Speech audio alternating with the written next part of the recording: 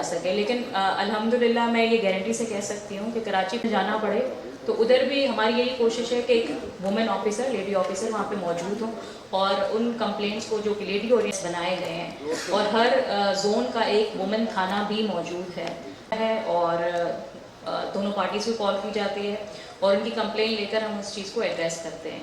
तो एक तो ये सिस्टम हो गया। दूसरा कि बाय कंप्लेनेंट को जब पता है, अवेयर है कि मुझे किस थाने में जाना है, तो वो उस थाने को अप्रोच करेगी। अब हमारा ये मैकेनिज्म है कि हर एसएसपी ऑफिस अब ये ऑब्जर्वेशन बिल्कुल सही है।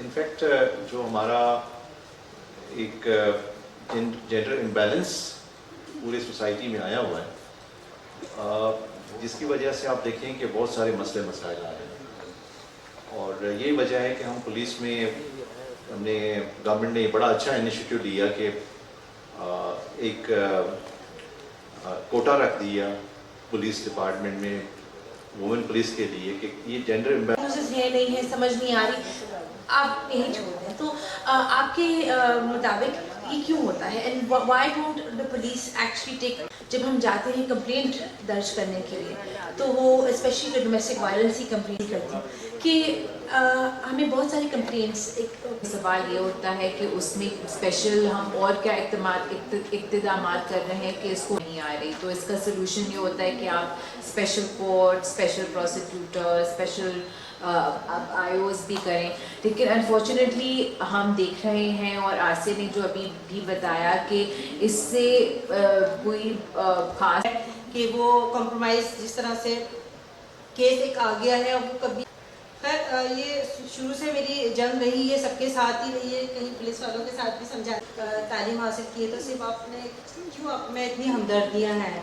तो मैं उनसे कहती थी ये भी एक सब्जेक्ट है और इसको भी ज़रूरत है। अगर हम नहीं आगे बढ़ के करेंगे तो कौन करेगा? अगर सब सिर्फ पैसा कमाने में लग जाएंगे तो फिर तो बहुत शुक्रिया हमें यहाँ इन्वाइट करने का और सुनने का। आपके पास एक फ़ाइल आती है तो उसमें क्या क्या फ्लॉज होते हैं, क्या क्या कमियां होती हैं और वो किस सब करेंगे। शाह साहब तो आ रहे थे, क्यों क्यों जी औरत कॉन्फ्रेंस थी पुलिस के अंदर भी बड़ी तादाद है औरतों में, उनके हरासमेंट का इशू जो पहले होते थे अब तब्दीलियाँ हैं। जी बिस्मिल्लाहिर्रहमानिर्रहीम। अल्हम्दुलिल्लाह पुलिस डिपार्टमेंट ख़ासतौर पे कराची पुलिस वो डिपार्टमेंट है जहाँ पे मैं पिछले चंद सालों में देख रहा हूँ कि कोई ऐसा स्पेसिफिक इंसिडेंट नहीं हुआ जिसमें किसी ने कंप्लेंट की हो कि वर्क प्लेस पे उनको हैरेस किया गया हो। अल्हम्दुलिल्लाह ये एक ऐसी चीज़ है जो मैं समझता हूँ कि बहुत अच्छी है कि पुलिस ने इस चेंज को एक्सेप्ट किया है और जितना हमारा जेंडर बैलेंस बेहतर होता जाएगा उतना हमारा सॉफ्ट इमेज बेहतर होगा। तो हम चाहते हैं कि मैक्सिमम लेवल पे फ़ीमेल पुलिस ऑफिसर्स पुलिस को ज्वाइन करें कि हमारा ये सॉफ्ट इमेज जो है ना बेहतर हो। अच्छा ये बताइएगा अगर कल एक मर्डर हुआ है 22 साल बच्ची का, वो उसका कुछ पता चला कि उसमें कौन हुआ है क्या हुआ और उसका जो बच्ची के जो पेरेंट्स थे उसका ये जा रहा था कि उनसे भी इन्वेस्टिगेशन जारी है, उसका कुछ बताइएगा कि 22 साल जो बच्ची थी उसका क्या हुआ?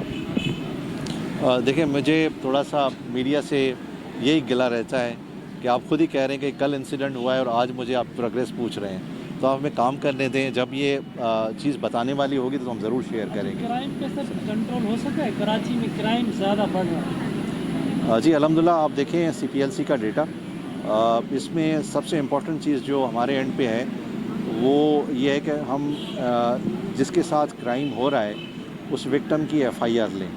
अगर कोई बंदा FIR के लिए थाने पे आता है तो उसको बग़ैर किसी डिले के, बग़ैर किसी उसको परेशान किए हम उसकी FIR लें। तो जब हम फ्री रजिस्ट्रेशन करते हैं तो उससे ये होता है कि जो अदरवाइज़ प्रैक्टिस होती है कि हम क्राइम छुपाने की कोशिश करते हैं तो उससे डेटा हमेशा फज्ड होता है और फिर मीडिया भी उस पर खुश हो जाता है कि भी यानी डेटा थोड़ा सा उसमें कंपैरेटिव कम आया है। तो जब आप फ्री रजिस्ट्रेशन करते हैं तो प्रोजेक्शन थोड़ी ज़्यादा क्राइम की आती है, तो मैं उससे घबराता नहीं हूँ। लास्ट टाइम पे भी हमने फ्री रजिस्ट्रेशन की थी और इस दफ़ा भी हमारी पॉलिसी ये है कि फ्री रजिस्ट्रेशन हो। डिस्पाइट दैट कि हमने फ्री रजिस्ट्रेशन किया है जो पिछले 3 हफ्ते गुजरे हैं उसमें हमारा क्राइम स्लोली जो है ना वो ग्रेजुअली कम हो रहा है। अच्छा, ये बताइएगा, नाज़िम जोगियों की जो फैमिली है उसने जो आईओ है केस का, उस पर अदम एतमाद जाहिर किया है, कोर्ट में दरख्वास्त दी है कि आईओ जिस जो भी टैक्स इस्तेमाल कर रहा है तो उनको ये शक शुबात बढ़ते जा रहे हैं कि वो कोई मुल्ज़मान से मिला हुआ है, क्या कहेंगे? और उस केस में एक जो MNA भी इन्वॉल्व है जो फ़रार हो चुका है, पुलिस ने लिखा है कौमी असेंबली के स्पीकर को कि भाई ये कहाँ है, इसकी फाउंड आउट किया जाए। देखिए, जब भी इस तरह के केसेस हैं जहाँ पे कोर्ट में केस चालान हो जाता है और जुडिशरी उसको डिसाइड कर रही होती है, तो मुझे मुनासिब नहीं है इस तरह का कमेंट देना। जज ने डिसाइड करना है, अगर वो मुनासिब समझता है, उनकी कंप्लेंट बेहतर है तो हमें डायरेक्शन आ जाएगी, हम चेंज ऑफ आईओ कर देंगे। सर, सेफ सिटी प्रोजेक्ट के हवाले से बताइएगा कि सेफ सिटी प्रोजेक्ट कैसे ताल्लुक है? जी, किसके? देखिए, हम तो एक डिपार्टमेंट है, गवर्नमेंट के अंडर काम करते हैं। आपने सवाल ऐसा पूछा है, मुझे समझ नहीं आता, मैं इसका कैसे जवाब दूँ आप? हमारा तो काम है उससे काम करना। आपसे मालूम करें, इसमें जिद्दत आपने लाई है कि वो पुराना तरीक़ेकार जदीद टेक्नोलॉजीज़ का पुलिस की बात कर रहे हैं कि उसमें ये देखें, बात ये है कि ये ऐसी चीज़ है जिस पे हमने कोई कंप्रोमाइज़ नहीं करना। हम कोशिश करेंगे कि बेस्ट से बेस्ट मतलब अपने इन्वेस्टिगेशन टेक्निक्स को बेहतर करें। जब तक ये टेक्नोलॉजी नहीं आएगी, जब तक फॉरेंसिक की इन्वॉल्वमेंट नहीं होगी, तब तक हम अपने एविडेंस कलेक्शन को बेहतर नहीं कर सकते।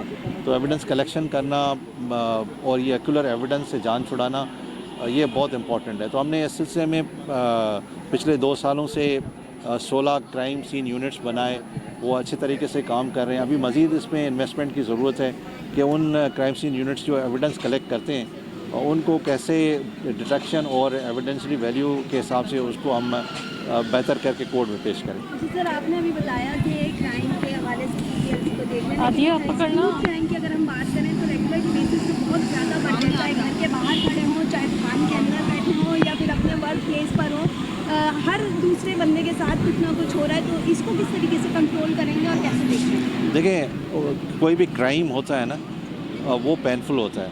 ख़ास तौर पे विक्टिम और उसकी फैमिली के लिए बड़ा पेनफुल होता है कि क्राइम हो। मैं किसी एक क्राइम को भी जस्टिफाई नहीं करूँगा कि वो हो और उसको हम कंडोन करें। हमें पूरी एफ़र्ट करनी चाहिए कि हम जितना एफ़र्ट करें क्राइम को मिनिमाइज़ करने की, वो हमारी एफ़र्ट इस तरह से इंशाल्लाह जाएगी। लेकिन जब हम कह रहे हैं कि क्राइम बढ़ गया है, तो उसमें CPLC का डेटा मेनली यहाँ पे कराची में चलता है कि भाई लास्ट ईयर का क्राइम क्या था, इस साल का क्राइम क्या है। देखें, ये सारी चीज़ें यकीन करें, अगर आप मेरी बात पे ट्रस्ट करते हैं तो एक परसेप्शन बनता है, यस वो सही होता है। जिसके साथ ये हो रहा होता है, जो विक्टिम होता है, वो ज़रूर ये कहता है कि भाई मेरे साथ हुआ है तो सबके साथ इस तरह से हुआ है। लेकिन ये इतना मिसलीडिंग है कि अगर हम आज मतलब क्राइम को छुपाना शुरू कर दें, आपके CPLC के फिगर्स भी कम होना शुरू हो जाएंगे। लेकिन अगर हम क्राइम को फ्री रजिस्ट्रेशन पे जाएंगे तो CPLC के फिगर्स भी बढ़ना शुरू हो जाएंगे। तो मुझे ये बताएं कि मेरे पास क्या ऑप्शन है कि मैं क्राइम को छुपाना शुरू कर दूं कि ये फिगर्स जो हैं ठीक होना शुरू हो जाएं, या मेरे पास ऑप्शन ये हो कि मैं क्राइम की फ्री रजिस्ट्रेशन करूं। जब फ्री रजिस्ट्रेशन होती है तो उसके 2 फ़ायदे होते हैं। एक ये कि जिस ग्रुप ने या जिस क्रिमिनल ने क्राइम किया होता है वो रजिस्टर्ड होता है, तो जब भी पकड़ा जाएगा तो उस जुर्म में जो है ना वो चालान होगा और उसको सज़ा लगेगी। लेकिन अगर हम नहीं केस रजिस्टर्ड करेंगे तो नेचुरली उसने किया भी है क्राइम, तब भी मतलब बुक्स में वो क्राइम जो है ना वो शामिल नहीं होता। और दूसरा ये कि फ्री रजिस्ट्रेशन का ये फ़ायदा है कि जब हम केस को चालान करते हैं और डिलेड रजिस्ट्रेशन होती है तो जज हमेशा ये देखता है कि भाई FIR 2 दिन या 3 दिन के बाद क्यों रजिस्टर्ड हुई है। तो वो जो डिले होती है उसका बेनिफिट ऑफ डाउट हमेशा क्रिमिनल को जाता है, जिसकी वजह से वो छूट जाता है। तो जब इमीडिएटली हम FIR रजिस्टर करते हैं तो वो जो बेनिफिट उसको मिलता है ट्रायल के दौरान, वो उसको बेनिफिट नहीं मिलेगा। तो इसकी वजह से हमने कहा कि भाई ये जो फिगर्स बढ़ रहे हैं फ्री रजिस्ट्रेशन की वजह से, हम बेशक मीडिया की क्रिटिसिज्म ले लेंगे लेकिन उसका फ़वाइद बहुत ज़्यादा है। और ज़ाहिर है कि जो कंप्लेंट वहाँ पे थाने जाता है उसको ये भी मतलब अच्छा लगता है कि वो गया, उसका केस रजिस्टर्ड हो गया, बजाय इसके कि उसको हम टहलाएँ, 2 दिन के बाद कहेंगे आ जाए, फिर वो बार बार बेचारा आए। तो ये कि हमें अच्छा लगेगा कि उसको हम फ़ौरन केस रजिस्टर्ड करें और उनकी इन्वेस्टिगेशन मेरिट पे करें। कुछ दिन पहले 5-6 महीने पहले हमारे जो मोबाइल स्नैचिंग थे, जो वारदात कम हो गई थी, बहुत ज़्यादा कम हो गई थी, अब दोबारा शुरू हो गई। 1 हफ्ते पहले की बात है, मेरा मोबाइल स्नैच हुआ, वो ले गए दे दिए, सामने मोबाइल खरीद दिया आपकी। उनसे कहा कि यार इस तरफ गए, उधर क्या कह रहे हैं, आप हैरान हो जाए, कह रहे हैं हमारी गाड़ी का टायर पंचर है। अच्छा एक बात मैंने ये कहा आप मेरी मोटरसाइकिल ले जाएं। सर ये आप एक मिनट यार, वो मैंने तो मेरी मोटरसाइकिल ले जाएं।